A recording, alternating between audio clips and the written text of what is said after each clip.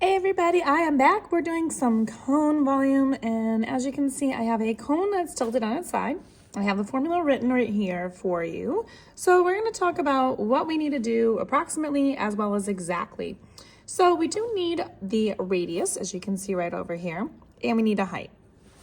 I do have a height, which is 25 feet, but if you notice, I don't have a couple of things.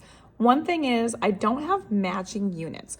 The yards are right here for this, which is called your diameter, which is what I have. I don't have the radius. So what I need to do is I need to cut this number in half. But before I do that, I need to decide what I want to do here. So I'm actually going to change the yards to feet to match that. So as you can see up here, there is a conversion. There's 1 yard for every 3 feet that are involved. So what I'm going to do is take the 3 feet times the 11 yards, and that will tell me how many feet I have in this diameter. So 3 times 11 is going to give me a total of 33 feet. So that means that this diameter is 33 feet. Now, again, I don't want diameter, I want radius. So I need to take that 33 and I'm going to cut it in half because I want to take half of that, which is the radius.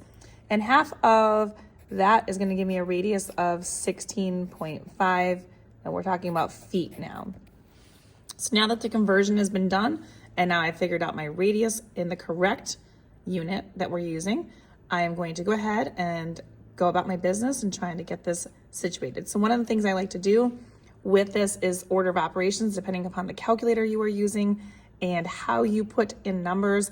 It can vary your answer because you're not putting it in the calculator is not doing it in order of operations correctly. So I like to rearrange the formula because this is all multiplication, so it doesn't matter what order you do it in. However, the important piece is that the radius squared is done first because order of operations, exponents need to be done first. So our radius is 16.5. We're going to square that.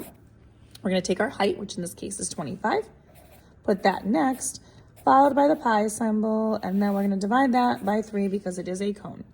Now we're going to do 16.5 squared. 16.5 squared is going to give me, I'll just show you on the calculator so you can see how to do it. And we do 16.5 in the calculator, and then on my calculator I have the square button right down here. So we square that, it equals, we get 272.25. Now I'm going to take that, I'm going to multiply it times the 25, which is the height. So I'm going to do times 25, and we get 6,806.25. Now I'm going to keep that number intact right now. We want to do exact, so we don't ever want to cut anything off in exact form. Now we want the pi button. We haven't touched it yet, so we're going to keep pi in there, and we're going to divide by 3. Now, I want to do exact as well as approximate. So I'm going to take that 6806.25. I'll divide that by 3. I still haven't hit the pi button, and this decimal right here, this with the pi symbol after it, is your exact answer. So 2268.75 pi, and then we are talking about feet here, so we're going to do feet cubed. That is your exact answer. I haven't hit the pi button, so that is exact. Now, when I want to do the approximation, I take this number still fully intact, and I'm going to do times that pi button, which is right here on this calculator.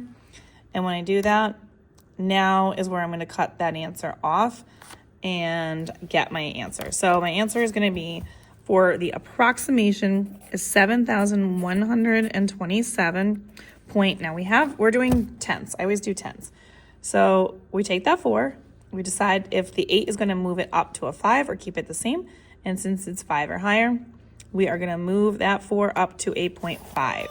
And that is my approximation of my answer, and this is in feet cubed. And if you want more questions like these, you can find them on my YouTube, Instagram, and TikTok at U1 Algebra. All these are located in my volume formula playlist. Don't forget to share this for later, like it, save it for later, and follow me for more, and I will see you soon.